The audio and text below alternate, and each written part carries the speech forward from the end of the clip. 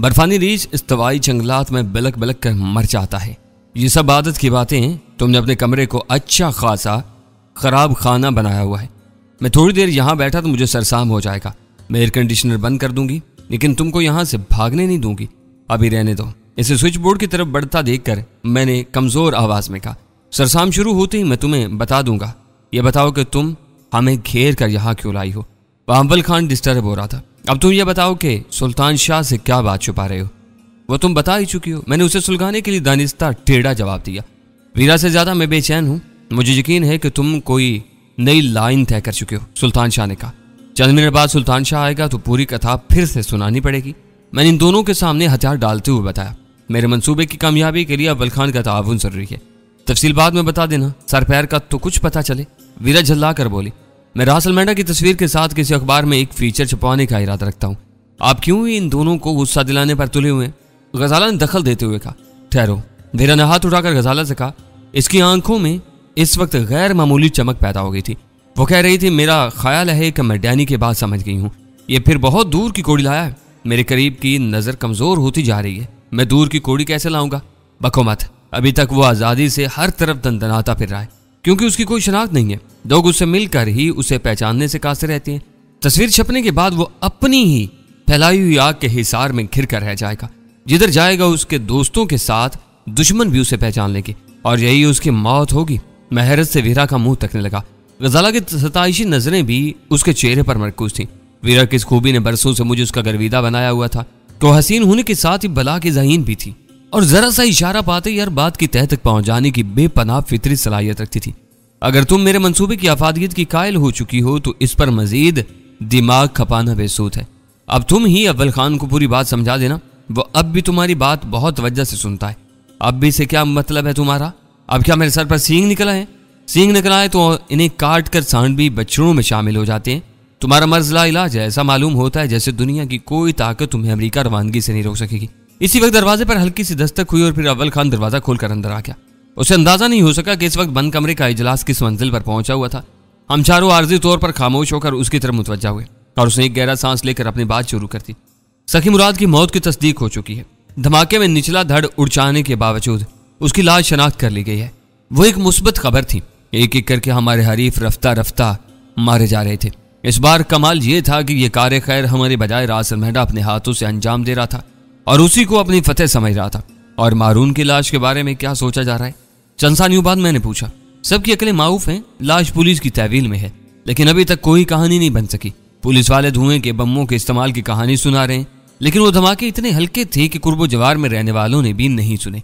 आला हुकाम इस पूरे वाक़े को शक शुबे की नजरों से देख रहे हैं, यानी उन्हें अपने मोबाइल स्क्वाड के बताए हुए वाकयात पर यकीन नहीं है। मैंने पूछा, बज़ाहिर यही मालूम हो रहा है। गैर मुल्कियों की लाशों की बढ़ती हुई तादाद ने सबको हिला कर रख दिया है। इसका मतलब है कि मेरे मंसूबे के लिए फिजा खुद ब खुद साजगार होती जा रही है। तुम्हारा क्या मंसूबा है। वही जिसके बारे में सुल्तान शाह कुछ कह रहा था। इस पर वीरा खानम रोशनी डालेंगी। मैंने अव्वल खान को जवाब देकर सिगरेट निकाल लिया। वीरा ने पूरे एहतमाम से अव्वल खान को मेरी तजवीज से आगाह करना शुरू कर दिया। इसके अल्फाज कमोबेश वही थे जो चंद मिनट पहले इस्तेमाल कर चुकी थी। अव्वल खान पूरे ध्यान से उसकी बात सुन रहा था। यह सब तुम ठीक कह रही हो, लेकिन यह फीचर किस बुनियाद पर बनेगा। इसकी बात मुकम्मल होने पर अव्वल खान ने इससे सवाल किया, और वो बौखला कर मेरा मुंह देखने लगी। अब मुझसे कोई उम्मीद न रखो, तुम बहुत अक्लमंद हो, सब कुछ समझ गई थी, इसलिए अब तुम ही अव्वल खान के सवालों के जवाब दो। मैं तुम्हारी कोई मदद नहीं कर सकूंगा। मैं इस वक्त सिगरेट से लुत्फ अंदोज हो रहा हूँ। मेरे इस मशगले में खलल मत डालो। मैंने कदरे बेरुखी से कहा, जो हकायक हैं इन्हीं को लेकर बहुत कुछ लिखा जा सकता है। चंद सानियों बाद वीरा बोली, इनको साबित कौन करेगा। अखबार वाले बहुत काया होते हैं, और हम लोग तो वैसे भी अखबार वालों से बहुत दूर बल्कि अलग थलग रहते।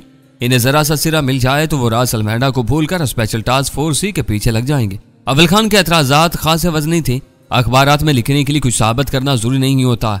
असल बात यह है कि प्रेस से तुम्हारे मरासम ही नहीं है। अखबार वालों से दोस्ती हो तो वो खुद ही राय का पहाड़ बना लेते हैं। हमारी बराह रास्त दोस्ती होने या ना होने से कोई फर्क नहीं पड़ता। अव्वल खान चिढ़कर बोला, मैं कोशिश करूं तो इंटर सर्विस से पब्लिक रिलेशंस में मेरी कोई ना कोई पहचान निकल आएगी। वो लोग प्रेस में बड़ा असर रसूख रखते हैं, लेकिन इनकी हमायत हासिल करने के लिए कहानी में जान होनी चाहिए। मेजर गोस बहुत से वाकयात का गवाह है, वह तुम्हारी कहानी की तायद करेगा। वो वाकयात का गवाह हो सकता है, लेकिन इनमें रासल मेंढा के मुलव्वस होने के बारे में वही कुछ जानता है जो हम उसे बताते रहे। वो तो ये भी नहीं बता सकेगा कि रासल मेंढा की तस्वीर असली है या नकली। सबसे आम बात यह है कि रास अल्मेडा इस वक्त राडनी आर्क के स्वार्थी रूप में यहाँ आया हुआ है। इसकी तस्वीर किसी और हवाले से छापना आसान काम नहीं है। हमारे दोस्तों की तेवरियों पर दसियों बल आ जाएंगे और इनका लबलहजा तल्ख हो जाएगा। इन तमाम पहलुओं पर गौर किए बगैर कोई कदम नहीं उठाया जा सकता। वीरा मुझसे मुखातब होकर किसी आई हुई हंसी के साथ बोली, अव्वल खान ने मेरी तजवीज़ का तो बेरहमाना पोस्टमार्टम कर डाला, मगर मेरा दिल कह रहा है कि तुम्हारी तजवीज़ काबिल अमल है। मैं कहीं भटक रही हूँ। अब तुम ही अव्वल खान को समझाओ कि तुम्हारे जहन में इस मंसूबे का क्या खाका है। तुम अपने आदमियों पर जुल्म कर रहे हो। मैंने अव्वल खान से कहा, इसरार ने रास अल्मेडा की तस्वीर लेकर ऐसा काम किया है कि इसे जो भी इनाम दिया जाए वो कम होगा, और तुम इसे स्टेशन 4 से शहर तक मोटरसाइकिल पर दौड़ लगवा रहे हो। वाकई सुल्तान शाह बेसाख्ता बोल पड़ा। उसने हमारे गैर मुल्की दुश्मनों के खिलाफ लड़ते हुए जिस दलेरी से ये काम किया है उस पर उसे निशाने हैदर जरूर मिलना चाहिए। अव्वल खान यूं हंस पड़ा जैसे उसने कोई अहमकाना बात कह डाली हो, और समझाते हुए बोला, जो बात मालूम ना हो उस पर जुबान नहीं खोला करते। एजाजात मुल्क कौम के जज्बा तो शुक्र के सिवा कुछ भी नहीं होते। निशाने हैदर जिंदा सुरमाओं को नहीं दिया जाता। ये इन मिसाली शहीदों के लिए वक्फ है जो मुल्क कौम के दिफा में नाकाबिले फरामोश कारनामे सर अंजाम देते हुए अपनी जानों पर खेलकर हमेशा के लिए अमर हो जाते हैं। लेकिन क्यों शुजात का ये एजाज किसी जिंदा इंसान को क्यों नहीं दिया जा सकता? इस एजाज को मुल्क का सालार आजम भी अपना सलाम पेश करता है। अव्वल खान संजीदगी से बोला, फौज के मरातिब और डिसिप्लिन में इस बात की कोई गुंजाइश नहीं होती कि बड़ा अफसर अपने छोटों को बाज़ाब्ता सलामी दे।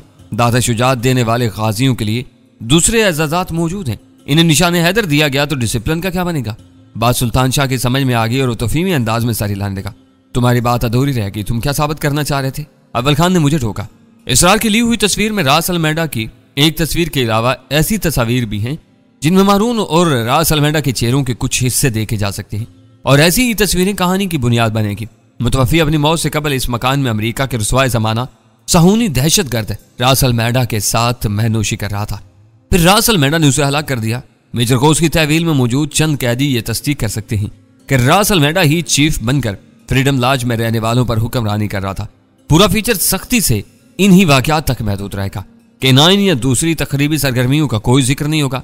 तुम यकीन करो कि इस फीचर की अशात के बाद रास अल्मेडा अपनी सफारती हैसियत कहीं इस्तेमाल नहीं कर सकेगा। वो जहां जाएगा पहचान लिया जाएगा।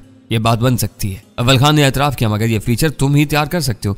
मैं एतबारी से हंस पड़ा। खुदा का खौफ करो, मैंने आज तक कोई खत तक नहीं लिखा है। मैं मरकर भी फीचर तैयार नहीं कर सकूंगा। यह काम तुम्हारे इंटर सर्विस पब्लिक रिलेशन वाले ही किसी से करवा देंगे। फीचर कोई भी लिख लेगा, नकात तुमको बताने पड़ेंगे। मुझे बहुत ज्यादा जुबानी ब्रीफिंग देनी पड़ी तो मैं बैठ कर दूसरे वाकयात का जिक्र भी निकाल लूंगा।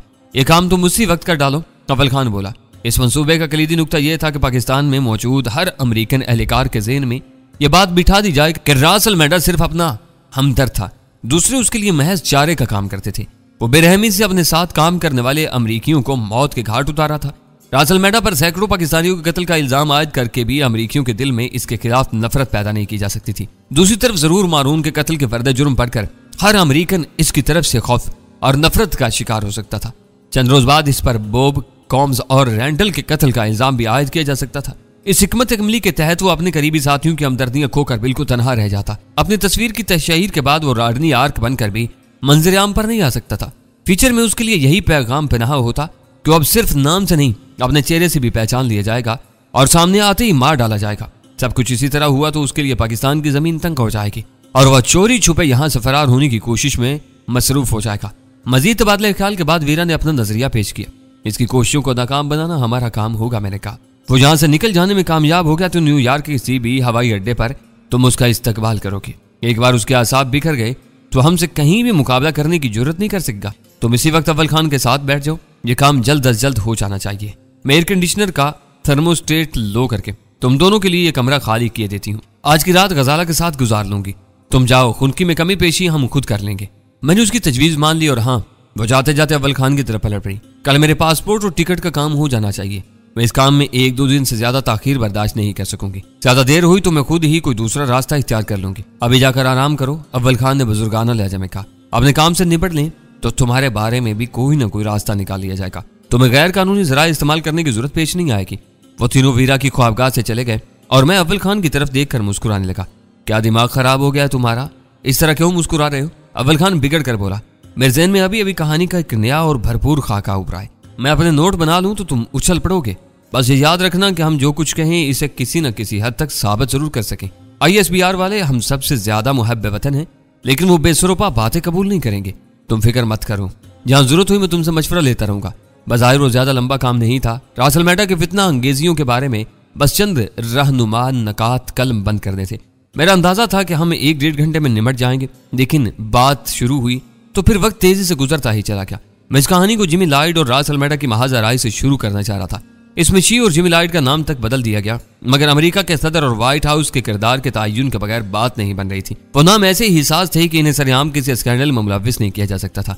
इन दिनों रास अल मैडा के देश में वही शख्स हुक्मरान था जो इस खेल में कलीदी किरदार अदा करके शी के सफेद और स्याह का मालिक बन चुका था। वो किसी कीमत पर भी ये गवारा नहीं करता कि उसका मंजूर नजर तीसरी दुनिया के एक तीसरे दर्जे के मुल्क में बेबसी का शिकार होने के बाद आने वाले इंतखाबात में उसकी मदद करने से कासिर हो जाए। कहानी में जरा सा भी सियासी इशारा शामिल होता तो इस मुक्तदिर शख्स को मुदाखलत का नादर बहाना मिल सकता था। इसके मुदाखलत का इम्कान एक ही सूरत में खत्म किया जा सकता था कि पूरी कहानी सिर्फ रास अल मैडा के जराइम और खून रेजियों पर मुश्तमिल हो, इसमें सियासत के बारे में कोई लफ्ज न आने पाए।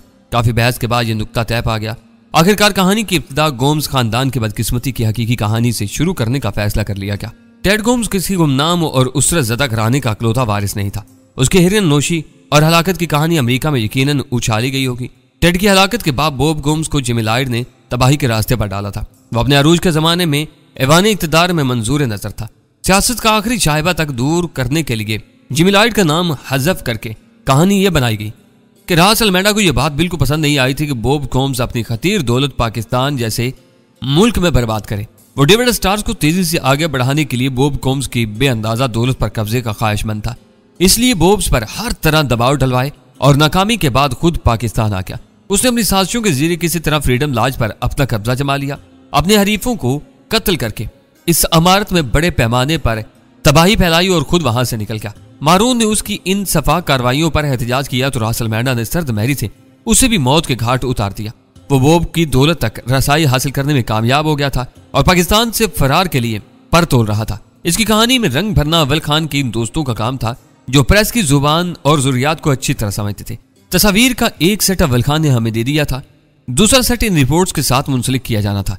उसे यकीन था कि इसरार की ली गई अधूरी तस्वीरों की मदद से विक्टर और सागा की मुकम्मल तस्वीर बनाकर कहानी में मजीद जान डाली जा सकती थी। हम अपने काम से फारिग हुए तो सुबह के 5 बज चुके थे। वीरा की बंद और खुन ख्वाबगाह में वक्त का कोई एहसास नहीं हुआ। हम कमरे से बाहर निकले तो फिजा में सुबह का मुल्कचा उजाला तेजी से फैलता जा रहा था और फिजा में भांत भांत के परिंदों की चहकारें रची बसी थी। सुल्तान शाह और वीरा को किसी वक्त नींद ने आ दिया था। गजाला सारी रात जागती और हमें चाय वगैरह फराहम करती रही थी। इस वक्त भी थकन के किसी इजहार के बगैर जाग रही थी और दोनों के लिए नाश्ता तैयार करने के लिए किचन में घुसी हुई थी। अब एक काम तुम्हें करना होगा, अव्वल खान ने बरामदे में ताज़ा हवा से लुत्फ अंदोज होते हुए कहा। एक नहीं, मैं 4 काम कर सकता हूँ, बस इससे पहले आराम का जरा सा वक्फा चाहूंगा। मैं शादीशुदा जोड़ों के आराम का मकसद खूब समझता हूँ। वह मुस्कुराते हुए बोला, तुम जो चाहो समझ सकते हो, तुम खुद भी इस सफ में शामिल हो। मैंने कहा। वो यकलक संजीदा हो गया। अब मैं इस कहानी की तैयारी और अशात के मसाइल में उलझ जाऊंगा। वीरा के काम के लिए मुझे वक्त नहीं मिल सकेगा। इसके पासपोर्ट पर इंदराजात और सीट की बुकिंग का काम तुम करवा लो। अगर ये काम इसी कदर आसानी से हो सकते हैं तो मुझे क्या उज़र हो सकता है। मैं किसी भी वक्त कर्नल रहमान को फ़ोन कर दूंगा। तुम 10 बजे के करीब एयरपोर्ट सिक्योरिटी फोर्सेस के दफ्तर में पहुंचकर उससे मिल लेना। वो बैठे बैठे पासपोर्ट वाला काम करा देगा। इसके बाद सीट बुक करवाई जा सकती है। अब तुम इस तरफ से बेफिक्र हो जाओ, मैं कर्नल रहमान से मिल लूंगा। हम तीनों ने एक साथ नाश्ता किया। नाश्ते के दौरान अव्वल खान ने 1 लाख के नोटों की गड्डी वापस करने के साथ अपना अपरेटस भी मेरे पास छोड़ दिया। अपने लिए वो इसरार वाला अपरेटस ले चुका था। उसने स्टेशन 4 की पूरी तरह बहाली तक के लिए वारजी बंदोबस्त किया था ताकि हम दोनों हर वक्त एक दूसरे के राब्ते में रह सकें। स्टेशन 4 का जिक्र आने पर गजाला ने उसे याद दिलाया कि टेलीफोन वाले पिछली शाम ही को वहां पहुंच गए थे। अव्वल खान का अंदाजा था कि चंद घंटों में फोन बहाल हो जाएंगे।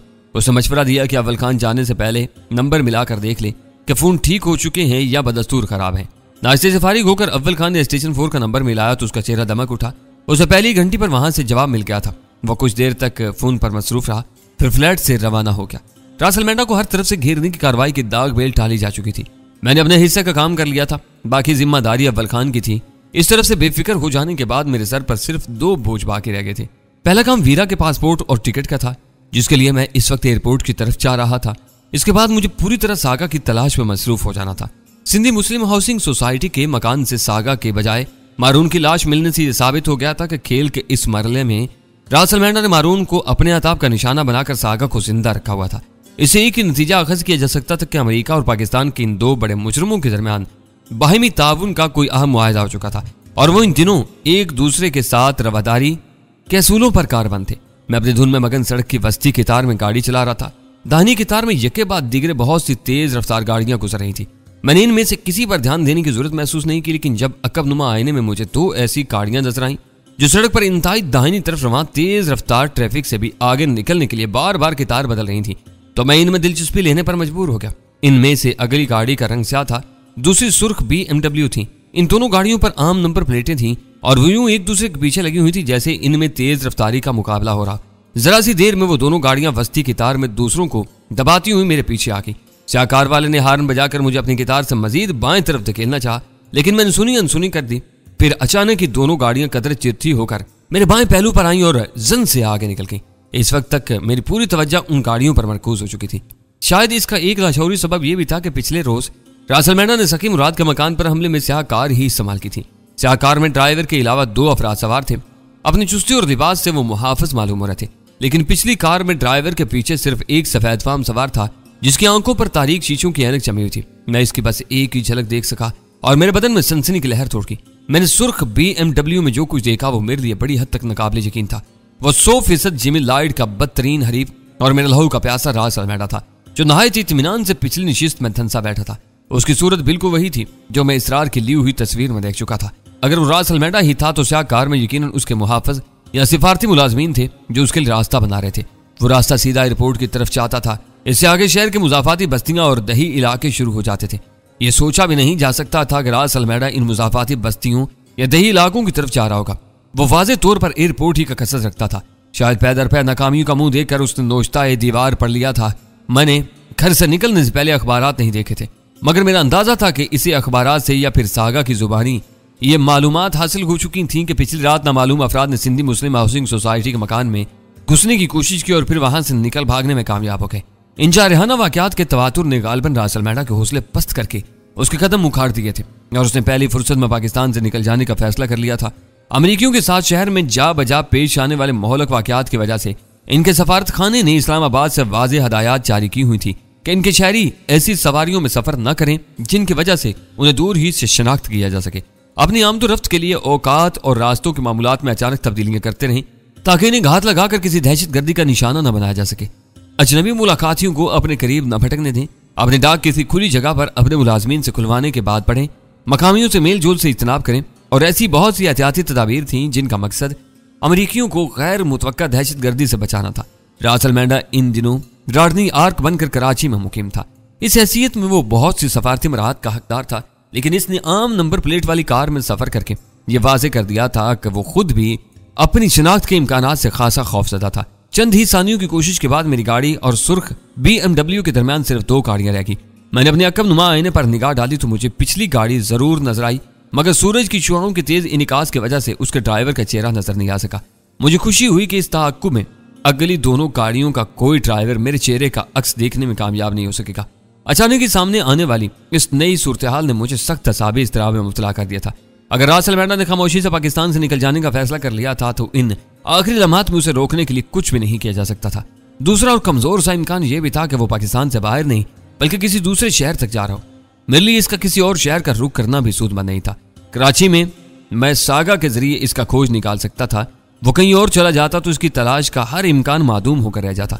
सफर जारी था। मैं वीरा और उसकी सफरी दस्तावेजात को भूलकर बहुत तेजी के साथ ये सोच रहा था कि रासलमैंडा को किस तरह इसके मुतवक्का सफर से रोका जाए। मेरे जहन में पहली तजवीज़ ये आई कि सियारे पर किसी बम की मौजूदगी की गुमनाम इतला देकर परवाज मुलतवी करा दी जाए, लेकिन मैंने खुद ही इस तजवीज़ को मुस्तरद कर दिया। पहली बात यह थी कि मुझे सिरे से ये मालूम नहीं था कि रासलमैंडा किस परवाज से और कहाँ जा रहा था। किसी तरह यह मालूम कर लिया जाता तब भी बम की इतला पर परवाज मुलतवी हो सकती थी। इसका मनसूख होने का कोई इम्कान नहीं था। त्यारा खाली कराने के बाद पूरे जहाज की तफसीली तलाशी ली जाती और सिक्योरिटी क्लियरेंस के बाद परवाज को रवानगी की इजाजत मिल जाती। एयरपोर्ट सिक्योरिटी फोर्स वाला कर्नल रहमान भी रासलमैंडा को रोकने के लिए कुछ नहीं कर सकता था। वो किसी क्रोफर के बगैर जा रहा था, लेकिन राडनी आर्क बनकर उसने सफारती सफरी दस्तावेजात हासिल की हुई थी। इनकी वजह से उसे रोकने का हर इम्कान खारिज अज बहस हो जाता था। स्टार गेट से वो दोनों गाड़ियां एयरपोर्ट की तरफ जाने वाले रास्ते पर मुड़ गईं। मुझे पूरा यकीन था कि रासलमैंडा कहीं बीच आ रहा हो। रवानगी के लिए भीड़ भाड़ में फंसने से गुरेज करते हुए VIP लाउंज इस्तेमाल करेगा। वक्त पर लगा कर उड़ रहा था। हम लम्हा बलम्हा एयरपोर्ट से करीब तर होते जा रहे थे। हमारे महीनों की रियाज का समर हाथ आने का मौका आया तो रास अल्मेडा मुल्क छोड़कर फरार हो रहा था और मैं बेबस था। इस मामले में मुझे अव्वल खान से भी किसी मदद की कोई उम्मीद नहीं थी, वरना मैं चाहता तो इससे ऑपरेटर्स पर राब्ता कर सकता था। आखिर ताक्कुब का यह सिलसिला खत्म हो गया। मेरी तवक्का के मुताबिक दोनों गाड़ियां VIP लाउंज की तरफ बढ़ती चली गईं। मैंने सुस्त रवि से अपनी कार पार्किंग एरिया में दाखिल करते हुए देखा कि दराज कामत और कबील जुस्सा रास अल्मेडा कार से उतरते ही बहुत तेजी से इमारत में दाखिल होता चला गया था। उसके हाथ में एक वजनी ब्रीफ केस झूल रहा था। दूसरा सामान अगर कोई था तो वो ड्राइवरों वगैरह के रहमो करम पर छोड़ दिया गया था। सख्त जुनूलाट और बेबसी के आलम में अपनी गाड़ी मुकफ्फिल करके मैं VIP लाउंज से मुल्हिक इमारत की तरफ बढ़ गया। ASF के एक एहलकार से मैंने कर्नल रहमान के बारे में पूछा तो उसने जवाब देने से पहले चुपती हुई नजरों से मेरा जायजा लिया, फिर एक तरफ इशारा कर दिया।